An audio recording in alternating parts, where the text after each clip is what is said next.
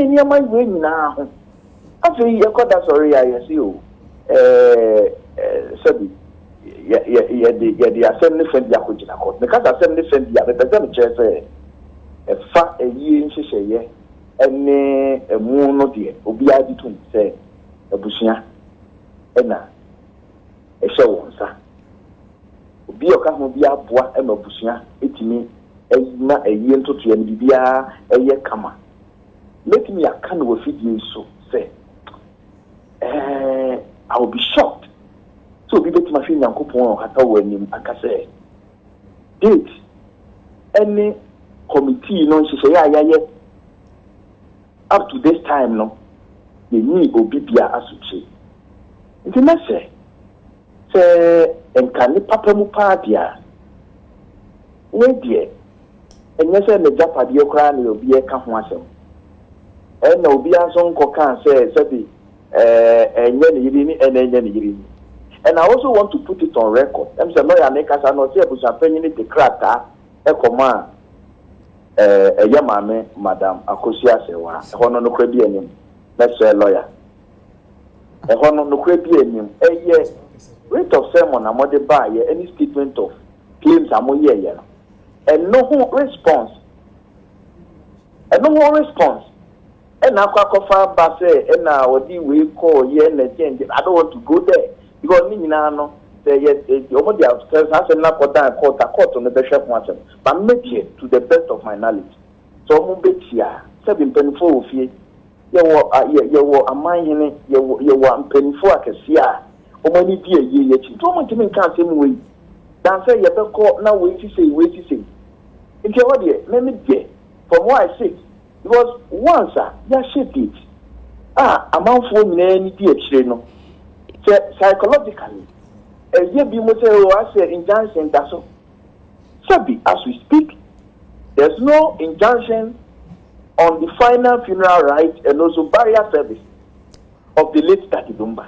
I want to put it on record. No court has granted any injunction. The court no the beba and not the name see a bit criticize erroneous impression say there's an injunction and therefore the me as coordinator for the funeral planning committee that me this seminar and I'm from them. I mean nipa how do you feel say wo person mo ya die ma die no and mo nyamo e pata ho and not just anybody sabi when no be ko ato a o man ni nyina through parliament ma se be debate ma dedicate whole day as part of proceedings eulogize the late Dèath Lumba and then mo nyamse ye ko o man panyina so ye adansi a efiri ho ba ye other political top figures and some of my adansi o man no bibia civil society the clergy creative arts obibia percent nani tie send your beya ye nyina ye betima ensure a very befitting barrier for the late Dèath Lumba over here Juma it's not a joke sabi wo hwe ebo panelist amu wo ho omu nyina di adanse to release 33 studio album it's not a joke obi or recording over 200 songs so many signature songs sani pana sem na yeka eti ye be se pa se koto ni kran sem ne die ye ka yen nyina yen tiase ye kran na yen free ho na yen sin konya bibia ni wa se bi enye anon ye de beka eno ne media ni please message lawyer William Kusi so betimi so de na no atumbia the client sana ye no sana counsel for a corner royal family no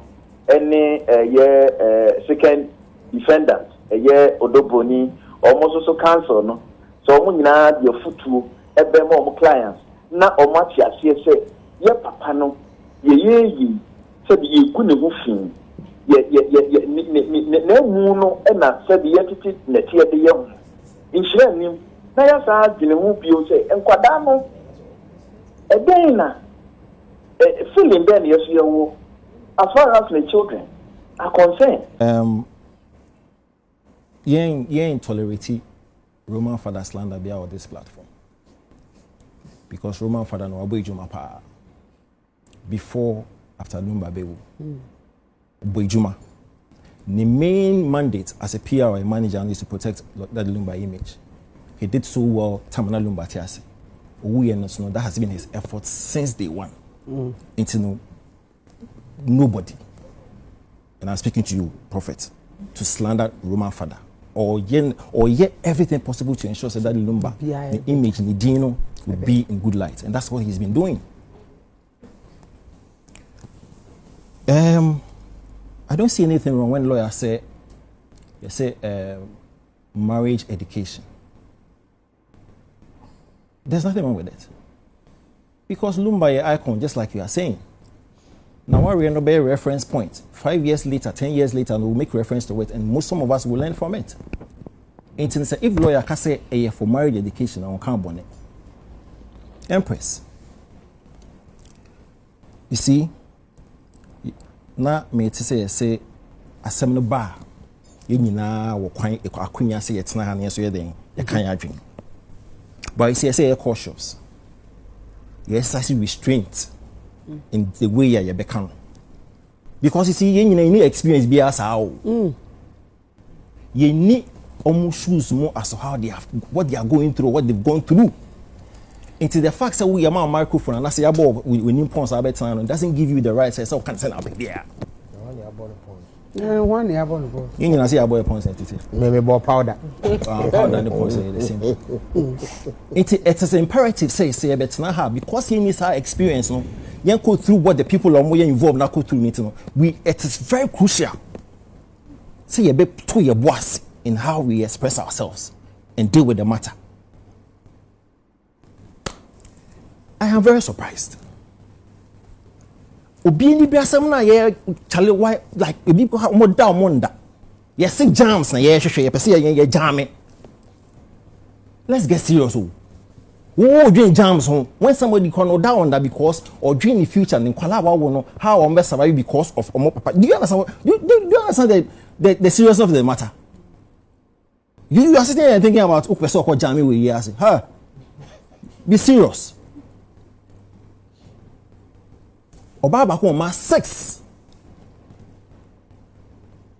The back and forth thing and or down that person or kwala in the future. How our process be how deliberations be ko. Na in kwala 6 no menya some better foundation. Back on 3. Also down that because or share effort or their shame anyhow at 3 in kwala 3 no future be ko. That's what she's thinking about. Who also person o jam. Huh? Jam in April. Masa. Master question. You're careful. Because Empress, lawyer Nekasam, wasn't that the Lumba age up Mame Sawafi Germany? Nah, or breastfeeding one of the kids. And to go through it. Single mother Kwalami and over the years of time Papa ni figure bets na hano. It's a oh can't after no one. You need to yourself check it as to how you say it. Obetna gan hanos no the back on Odo Broni I was 6. So 15 years, 17 years span, my many back on the it's a walk aside, so we're careful. Because you've not been through what she's been through. So don't be sitting here thinking about jams. When somebody is seriously going back and forth as to how Obe figure no out. And you know what even disappoints me more? Yet had the Biania funeral, the friend is saying funeral de tourism, funeral tourism. But yet ha ebe little kuna. Why? Pacho kuna no is not an integral part of a year. So why are we sitting here making it seem as if kuna is kuna ne be ye kuna no we kuna na ube liposuction. What are you telling me? What are you saying? One moment you say yen pushing funeral tourism. Yen so your traditions me customs mo. But you are sitting on this platform telling me say kuna no kwade ne de be bade ne be. What are you telling? What are you saying? So they should fight over the kuna. Is that what you are saying? Pacho. O kasa na mi ambemu. Ubemu. Hey. Ubemu. And to Yembusa. So today fight over the kuna. No Ubemu. Remember the Is it your kuna? Is it your kuna? It's what? Is it your kuna? Should they fight over the kuna? It is not your kuna. If those involved says they would want your kuna, tussle over it. Let them tussle over it. Then they should go on with it. Don't belittle it because nobody is belittling it here. Obie no our ability kuna biya wa ha. Yeah, kasa mama sumje mbra no musie papa na sumje. That's what we are saying. Obie no one kasa sebio kuna no you know. Come on. Okay, so kuna no what is kuna? Oh, thank you. Kasa like possession. Like possession. Also you kuna na like possession. Kuna kora. No kuna. So be na waso. Oh, sofu.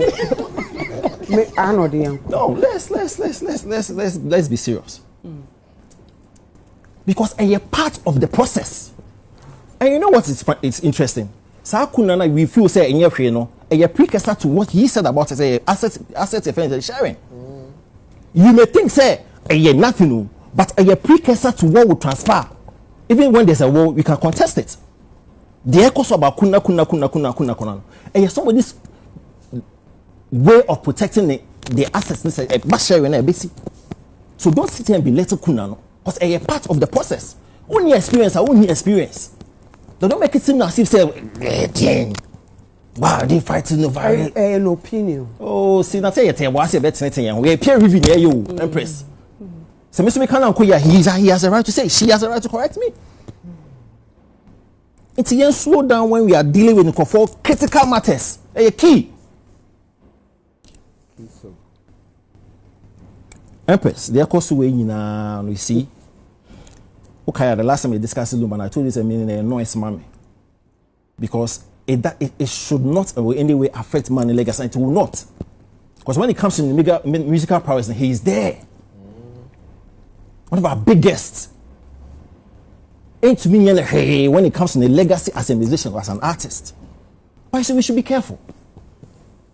Say a day why echo and protracted because there's a likelihood it could be. See, in 2006, James Brown, it took 15 years for them to actually settle on legal related matters. Prince in 2016, it took 5 years. Michael Jackson in 2009, it took years for them to just settle Nichi. When he was in 2012. Aretha Franklin in 2016, it took a lot of years for them to settle. They won't be calling who won the pillow asset. It's a mystery. And especially if the two ladies, 1 week in the so why this noise? Why these fractions and all this brouhaha? If it's possible for them to do that in 1 week, they could also do it during the funeral. So why then are you saying that we shouldn't say that they shouldn't fight over the kuna? And I mean, maybe sir. Maybe sir. Question. Proceed. Focus.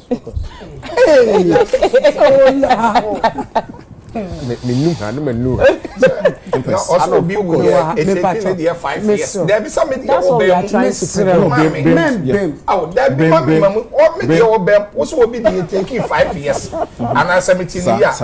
It will say take you 1 year Senior could be asked we'll fix it. And I don't have a problem. Okay. Because if you lawyer and they say because the impression they creating they say your mama say one when they call court first. That's the impression. But somebody instigated it. Which is the declaring somebody as not the widow. She has every right to go and get redress from the court. Okay. Until next week, we'll see what the basin will actually figure it out. But Larry Lumba's legacy is unmatched and untouched. Okay. Zion. Zion train. Empress. Zion. As I can say, Abanon. In the media space, no, say asem sia na ya frɛ ɔmo nim di wɔ ho na ya domosko. Nti sɛ Akosua Serwah lawyer eka se emfa we enye case study a on carbon bia. In the past, so many things SCC. Okay. Ebia isia ni afa bia obi oye nutritionist. Okay. Who from the nutritionist side of the issue. Okay. Obi oye footballer say na I share from different angles. In a lawyer ba no ka say asem we abey additional ma or say the case that I think say it's the right sense. And then again, Lumba is a huge icon. Remember attention about so many people na sorry be free. It is unfortunate drew this point. When Lumba at all from no beginning no marketing kitchen as say ban I'm saying no the way things are going on here a be escalate amano I west and I be drew baby I be drew send ye war funeral committee e wo ho no I'm sure say your chairman room and honorable Collins right or say or vice chairman I think say they should also have a spokesperson or a PRO. I know the TA are very good at that. Sister TA are very good at that. One kasa. It be at time. Or measure not too quiet. We have a more young majuma. Kasa be no, and I think say I may be your way, and the way kasa, that we can say. I think this morning I watched a video of Ebushapenyi any Tony Best Kasa or I think Akuma FM in Kumasi. Yeah. The way Ebushapenyi even after the court in Semnabano, the way Ebushapenyi Kasa say will be in the general park China or to Boba Park. So I'm like, really? Conversation being I insane amount for Kano. You pay just one person. No Kasa. No Kasa. Send a be uniform. Na honorable Collins in Jiran Kase. Na Ebushapenyi in Kase. Na obi so on say committee member in Kase. Nebusha we say me Lumba akonta no na I be na e in some be eba na meet honorable Collins I think in the course of the week on Akosua Serwah kasa o piece of our ka say e busua and determine kuna today's conversation the first part no osa chenina no e ka say court e determine afa o say wie ye biem no o say Ebushapenyi say Odo Broni any Akosua Serwah nyina and so vice chairman of Funeral committee no what is he telling us? Because what he said on Akosua Serwah show during the week obaha the first part of conversation no o change no afen so no obewie no say call back to your car first no that's what I'm saying kabeya nke spokesperson no because adwuma o enye obi an na so kasa keke esa na a day so many issues about and that is why I think say we are here at where we are at the moment and it is very important say you be clear this kuna na free ho say be ya yakọ enim na yakọ enim you wie na you say because ebia e be do no na pe kunafo to get your pointer you been ye na asem either a yase or even after a year no ye hia e be hia kunafo na afei ya solve this time ni akoye wi na afei ye ko omampanyi ho ye ko we ho ye hia kunafo a why de ne ko o me nyina be ko so I think it is right that we solve this issue right now. Now, if you're more rich of sermons now, I don't know for penna. Akosua Serwah so here. Yeah. First one I say, court. It declares say, or no, and the only living spouse on documentation December 23, 2004. Our Deutschland, Germany, only Lumba warrior. Into say court it declare or no kwa as kunafo. And then again, or per se it declare or no as the only person obeying widowhood right now. And I think say it is because of what the lawyer Eka say. Ebushapenyi ed letter breno. So no regarde Odo Broni as kunafo. Ebi akasa letter na nkwa. Akonyesa. And akasa letter so anko so anka hwan. I'm sure say the conversation will still have come up say hwan ne kunafo. Of which I'm not sure say ebi anka bako bepene. Meaning say they giant nipa to mo kunafo dia. Cause send ye na nim no. If more worried a traditional yeah. But mean okay be na on that level no say Akosua Serwah pen there. But from what is happening right now I'm not sure say and then the third one is say Ebushapenyi be refer to if anything Serwah Broni as Odo Broni as kunafo and I say only engage as kunani for the funeral because also the money call transition home no Odo Broni na omone ka ho as kunafo of which only feel say it is wrong. No, David Satan no. Was she here? No. I don't know. And then the last one was say Odo Broni ka. Now, why na dey Akosua Serwah buseni no echo represent or committee so was Akosua Serwah aware or not? Because if she is aware, it is the duty of Tani Pakono to relay information to her. No, she was aware. Yes. In terms of afraid or say, no, on case of name representation. No, or say date of funeral on social media. But also on social media. It's dependent on medical representing or no. What was the person doing? Because you are representing us. Nti nkomo be koso hobia no. E wo se wo e na wo ba na wo be ka che. But this is the case anipa na ko representing and na busha and I think so according to honorable college ne ba kwasa ka ho. The firstborn no Kevin no e ka ho. Denise or something. Nti ade na fe na ye ma me so be ka che say when I heard say ye ma me so on social media in fact I was very hurt. Cause ukunu da form na ye bibia na yankan anchiro na social media na obi hu yankan eya ba we ni ba say or reps e wo so na at the end of the day so be social media na reps no na omo ye de wo so e bia ni pa do mo ko no omo nyom adwuma yie and also ohwe how on you on become our same there Empress and same rebe ye kan edi ntini ye atwi ye si kuna na ne de ye kwa akoteti owufuo ene oti asefo ntem enu ani o sawo na so wo doni chen obi a kan body ni ho ne enfa nkwa ye kwa akoteti owufuo ne oti asefo ntem enu ani kuna yo Empress na odihye say ye creative art mu ye dihye da for mu ma ye kwan ma ye nsunu se de ye pesi ye sunu because ye ka say oye one of your biggest cultural exporter ye wo free your mind mu adidi mu akose oba program bi so say ya obi timi frɛ o se wo kwai mimi ye team odo me ma wa pose ukwa akani say ma ye na ye na kuna no ye soa hanky soa sardine soa anwa mo achi wiase no obi so asa from ye team say wa me na me kwa akani say me nka bi mo bibia munya ye na ye nsu ye de hye Lumba ye creative space for no ye nsu ye de hye say de ye be say isu no and na lawyer ne kasa no say we ye betimi aye marriage education say Lumba we marriage education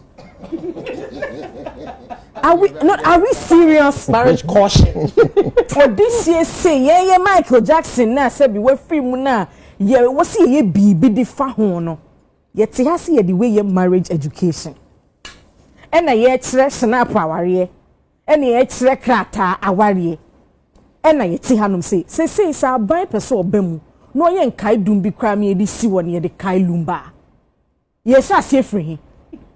Because more busiana makana mama legacy no you will live the legacy na nki yehunu say oh ne manie ayirenum ni anampna nie or way by why you will sit down na ma sustain ni legacy ni yie no ene ye twen o ye kwotete wo a wote ase ni de wawu ni ntem ene humanson ne ye kase ye de nkai dum bi si wa ho na betwa ahomam eno so ye bekọ ho quarter na Empress de ye no ye bre legacy no ase ye ma werehwo no ate akofom and it's so sad say enyum no ye mbobie mo lawyer no decline with communication na ye fa na ye twen pene kuna na eno ani settle ho free owufo ne ho wo pese one ne kwa ye be ma ho kwan munya ye na ye nsum ye de hia ye creative art ye space ye de hia ye nsum supa no nkope baabi na boko e de ne ye hanki ye be so an ye hunu bi da na sesai meti asese amamre no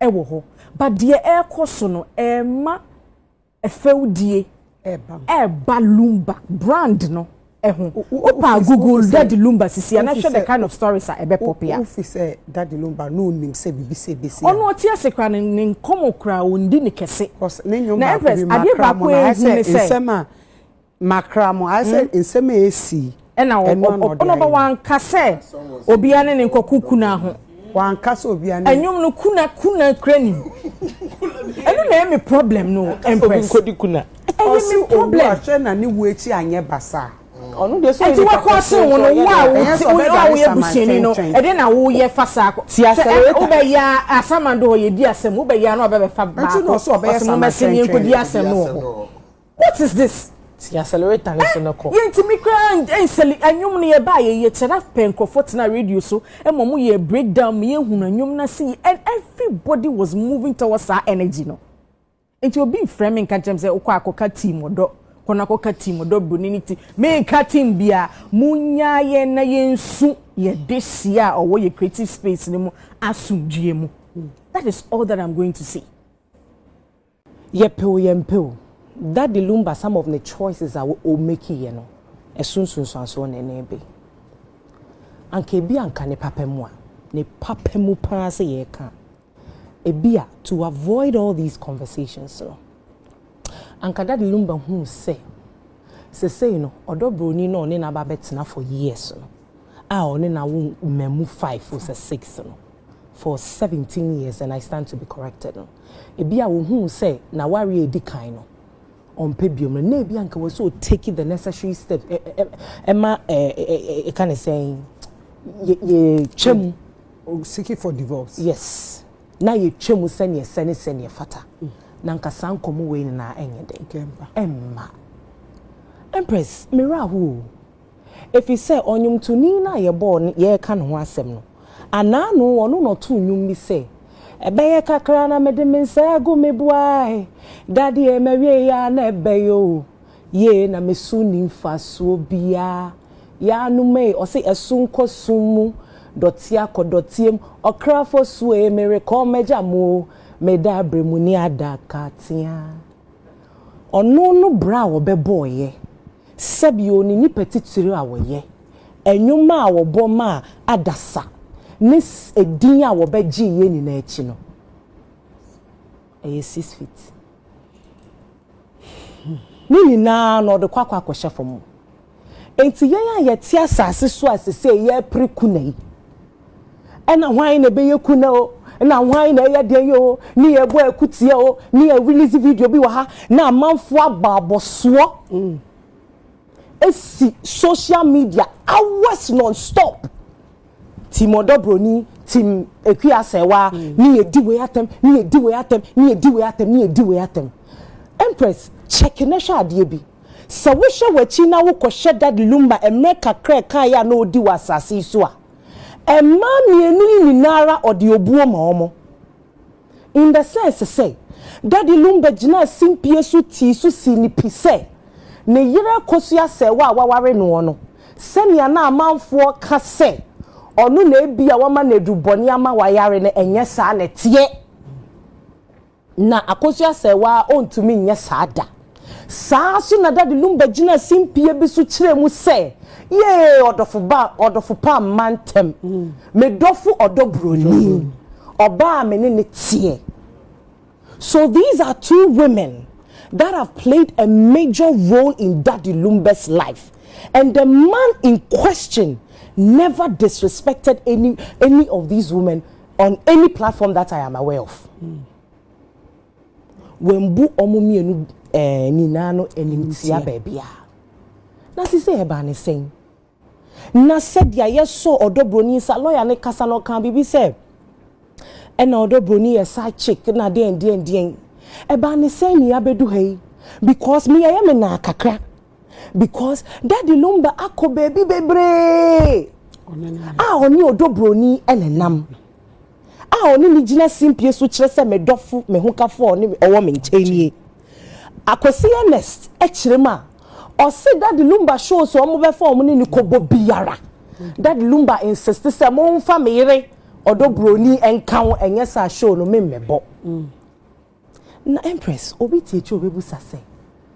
Na kakra se afimu nyina san komo ya koso asebe oba akro no yamfa na asie o said ya de side chikisie no yamfa na asie ye ni wo bedwam nti ye me wanwa kakra se saa mani nina no obi antumi empia mba se hey abrante wo tomra efi se wo do wonsa akwa aban krata se wo baabi e kire se obi ye oye afedi ye den na wo saa ne oba afofo nam a kire se die na wo ye all these while yantishi so pie ba na se ogu nanim ase opie wan pie ba ye opese opie ba no onu pie ba ebe kan bibi fa daddy ho a na se bia ogu nanim ase o na se ne wawu ye ne ade na aba be kan ai anya wawu ye ade na aba be kan me de so fun passion man me kan kwa kokoko se empress hwe asema ekoso no obi tie kira obebusa se Odo Broni nti ye ne ho ade ya ye ne ho ade no so tena ho ewo 5 e ma dad Lumba ya ye ne ho ade na busuafo wai o ma ntumi ambeka hwe obi nso tie chi obebusa se ade nti na Akosua Serwah wo tena wa 17 years you never took this man on for bigamy. You never questioned him. Why are you parading another woman in the general public as your wife when you know you have a legal wife somewhere? Obia was saying busa. But as someone ne fapem ne saying, or this year and ato. Or this year ye ni eba beye. Onipa notia se na sebi oni nsemo no nyeden onka. Empress, okwa akoware na semu exchange vows. Ye ka bibi say till death do us apart. Once the death do you apart, it is the family that is the owner of the dead body. So death do us apart. Yeah. Woni ba body ni yebusia. Yebusia de. Okay. Enti say ye di injunction kwa sisi a yete ye di injunction bi ande ye bia so. Dabi. Neba.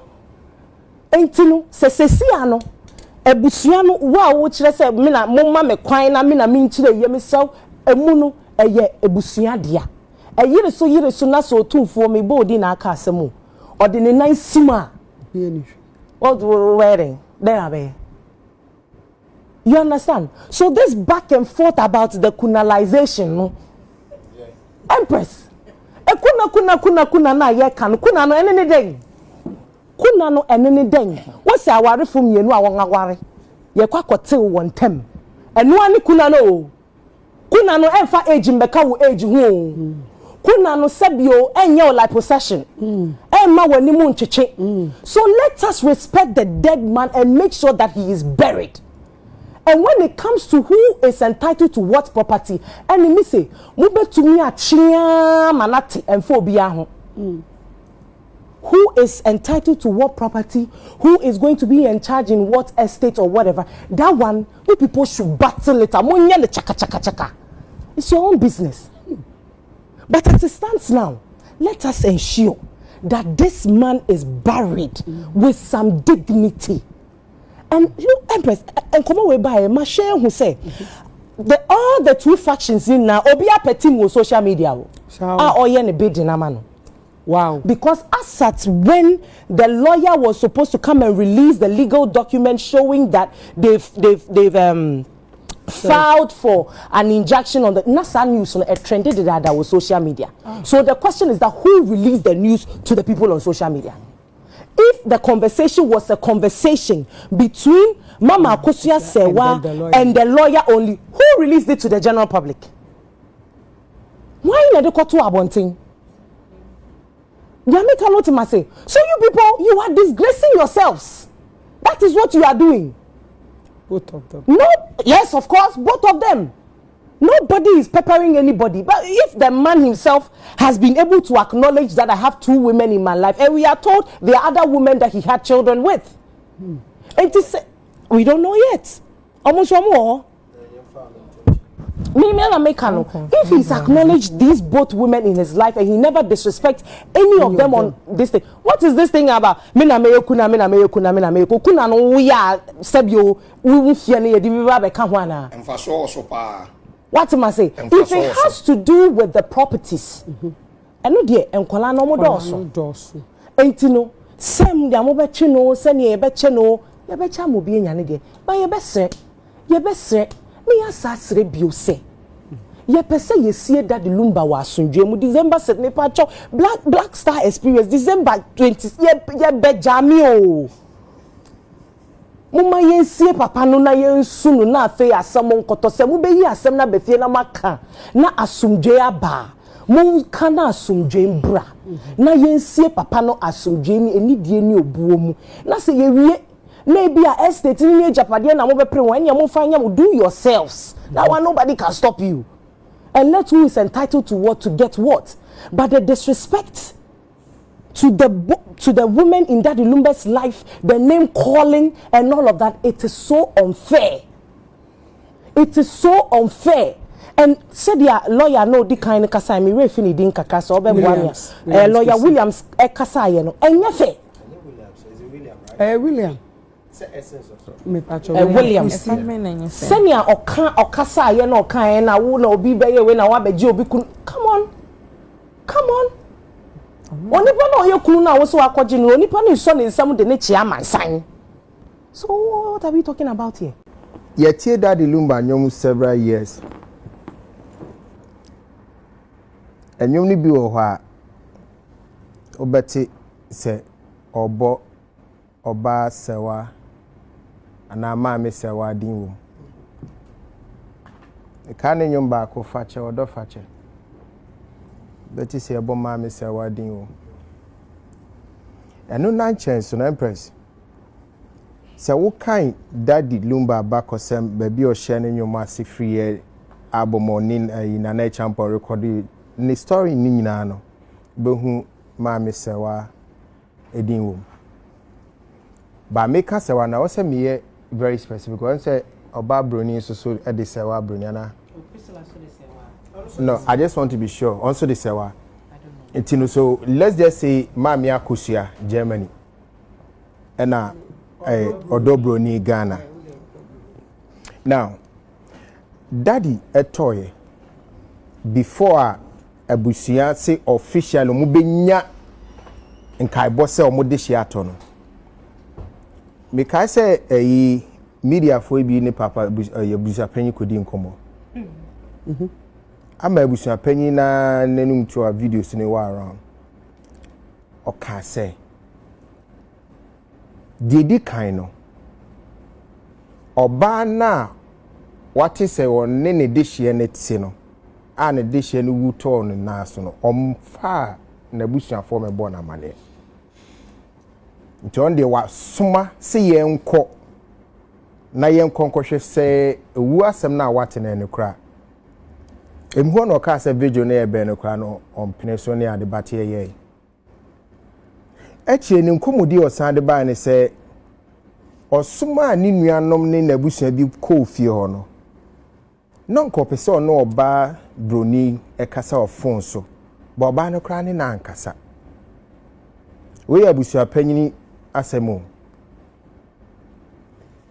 yen keka ko animu ena omu bisa se na Daddy ne Oba Broni no entemu asemo no so onu di onimu no abusua ni nimu no omu so na omu tenche nka so onu di ye nimu no so aware no so aware no ye nimu no obi ama mese aware invitation ye nya invitation letter no nemum Akosua Serwah de ye nim no se na ye aware no Everest asem ni yo abusua panyin na ga se yo se Akosua Serwah ne de omu nim se Daddy Lumba yire no okay. And Akosua Serwah ya mami ya so ede ne krata ba abontin before and after the court sermons. A watch ye date kura on ni daddy a wedding. And yet traditional marriage a wedding. But ye nyina say before 2004 everybody knew about Akosua Serwah. Pacho on the adenekon. Okay. Na busia panyini ya no se wonnim Serwah Oba Broni dan na afedie asa kwose sasa okay wasi obeye nhwehwemu ewo ahu ayonkofo na ewo Daddy Lumba ne Odo Broni ntem okay tebia busia panyini koye nhwehwemu no so oh se omo ware na busia panyini omo ware na wonnim tie invite any invite union man na twa won sha wo ye interview no Then omo ware ni sen. Hwan ko gina mu e ma mo abusua no. Senka wa anka sa immediately na say beginning na e bi anka confusion a wo create no. Ke ma so. Ti say abusua person wa ko hwema me hu say ono na hu say Daddy Lumba ware Odo Broni. But beginning ni there no wo nim Odo Broni bia. Ni nuanum ne wo fa aseso nim Odo Broni bia. Okay. Say one say Daddy ware Odo Broni. Na busia panyini ya so asaba beto abonten say Akosua Serwah no kwa no de omo nsa bre wo mo. Da ben ye ben venue he hwan age nsa no.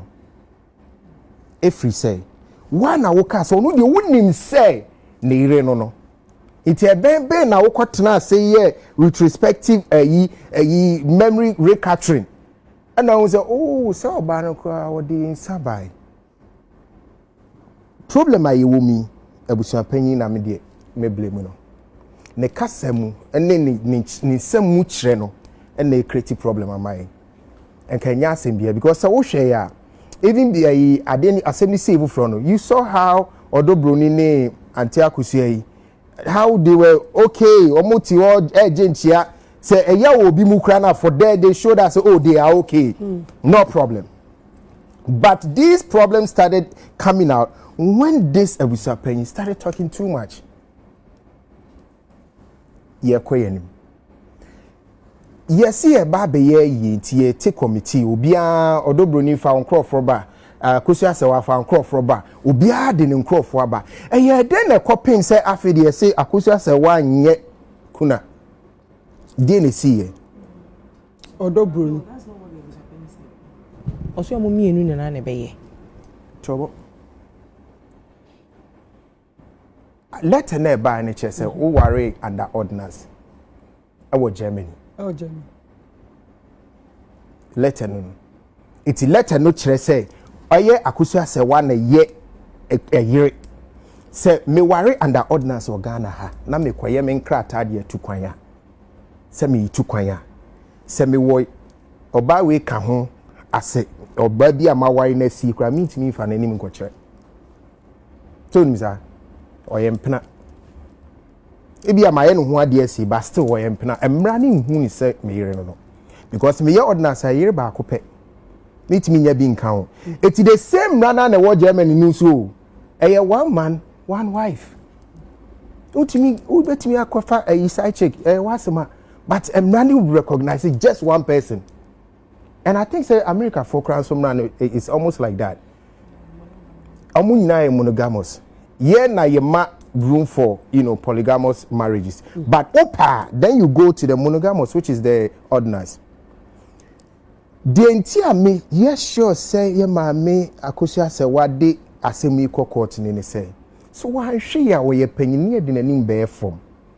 I then I'm in a bear ntimi sunny 1990s muha no me me ho ade 2004 unim bra ya bre wo Germany abontin so unim bra ya bre na nyuma mo enjoy unim bra ma me Akosua bre wo na BBC na se be mai bagana no ko na se sabi se no mo chirimi obi a na koma akodi oba afoforo wa na se woni netia 90 aniti mu babi sam mani ma ba fom se me nyo se me ne meche kunayo me ne one ne cha problem be me ne oba ne meche kunayo aheo empress me ne oba no ye meche kunayo sabi se ya mpase eso wa ware se ya mpase nanka Odo Broni ye mpina etinka onu yiri no mpina meche kunayo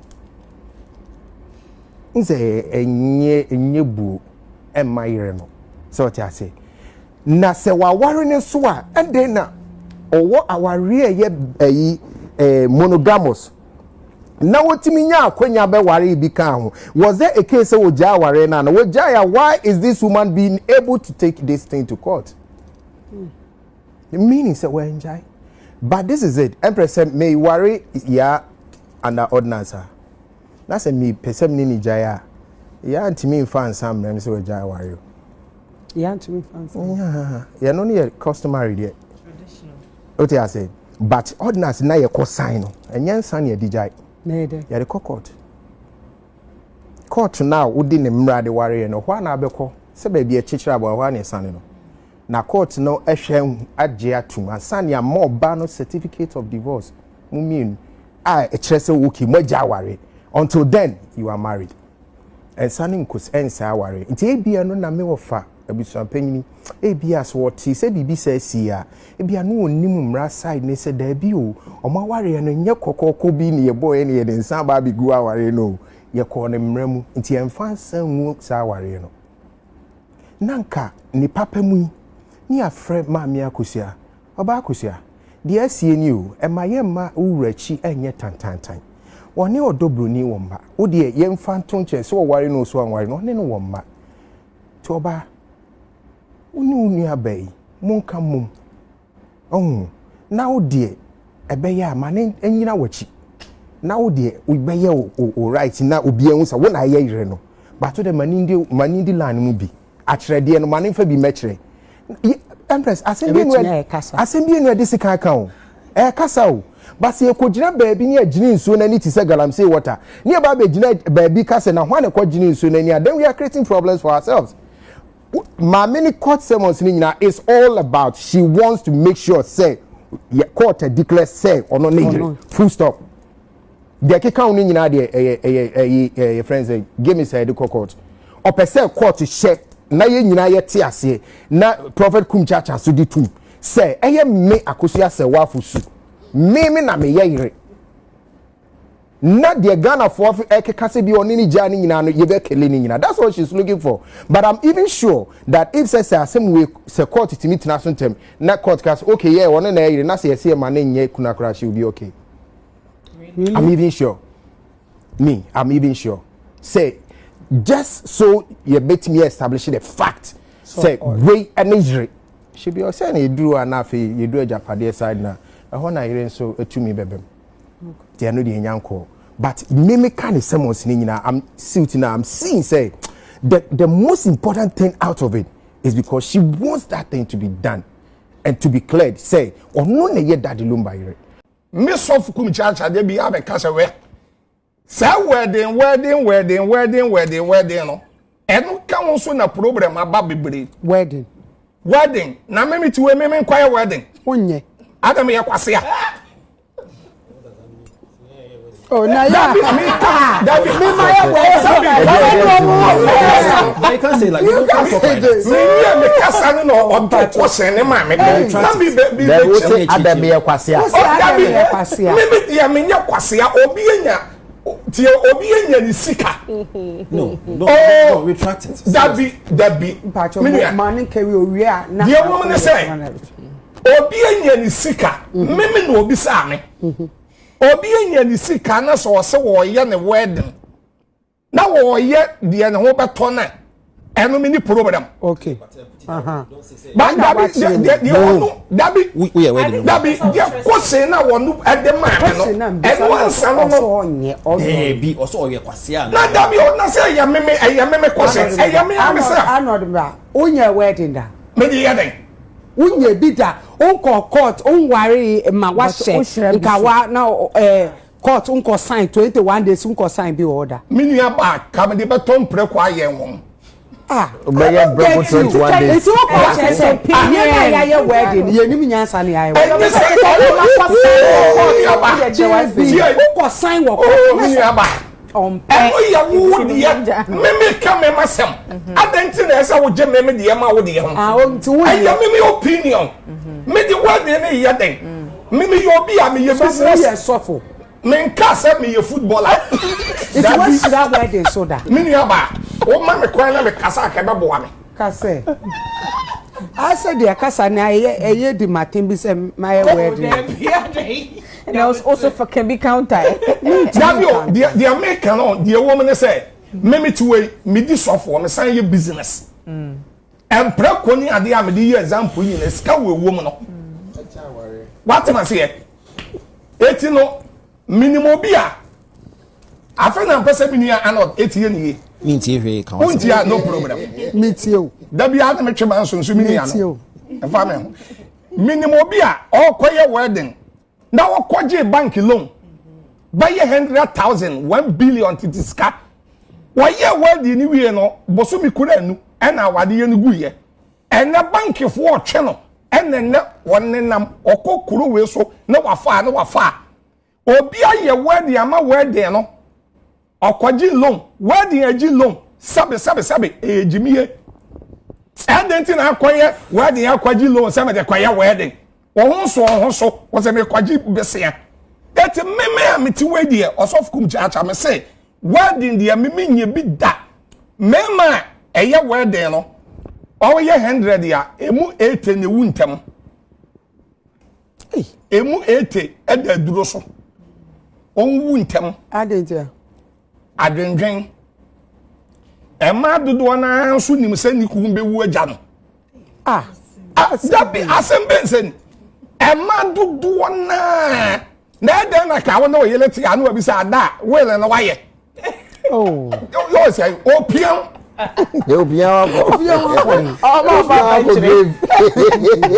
it was ka opian me se opian tentam en kan tete mremu no wo kan Bible wo Jeremiah 6:16 wase mun kogina ekwan no so na monhwe na mun misa tete atempo ne ba bi ekwan pa ne da na monfa so na ene yese ye mfa so enka ne tete awade ye pa no ente se ene ma ne bebre kwa awade a owadwe awade kwa awade ye okopa dwapade aba yefra ene yefra bibi kora pa penchene eno ye mpento ayayam oyam ne kofe no de bon katekwan ne abenkwan when so kun ene ya no wachana police ba hwehwem eno ya friend slow death what the ema me say me ni aba me say ema ni bebre wa ene ema na kwa awade no wodi me say 50 agina wa emu 15 20 wodi amenka ni 20 ene kuta adwempa akomapa awode kosa me de kotena beema ho ene beema na bobra that na akani nyina opeso owu ntam no onye adwapade tu fi se Lumba de ekuna ya o mu ejapade woni bibi Lumba asem yon na menua eka bibi abusuya pani no problem aba nyina no ye betumi amane 70% so ono no de aba ono ni Roman father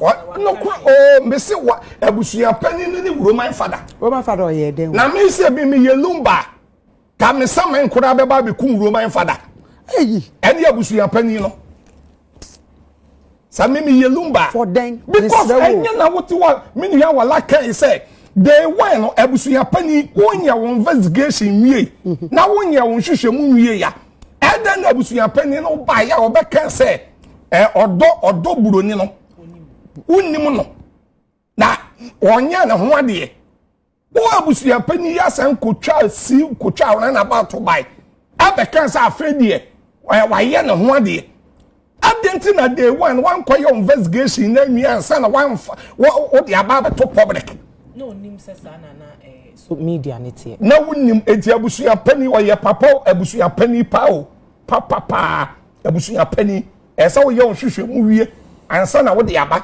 wanye san hwehwemu na nwie number 1 and number 2 wanye hwehwemu na nwie no maami ya wo Germany maami Serwah Akosua Serwah wawale court awade eti court awade no awade no etre say daddy Lumba enu kwan say otumi wale bi yemu yadan eka ne ho say ti na make wedding asem no okay because me te wo no me awade baako awade mienu ene me ensa sofu kum chacha me condemn dabi me condemn adenti na me condemn me nyame yam adom na me nye skat say ye papa kwa me despite me wale mienu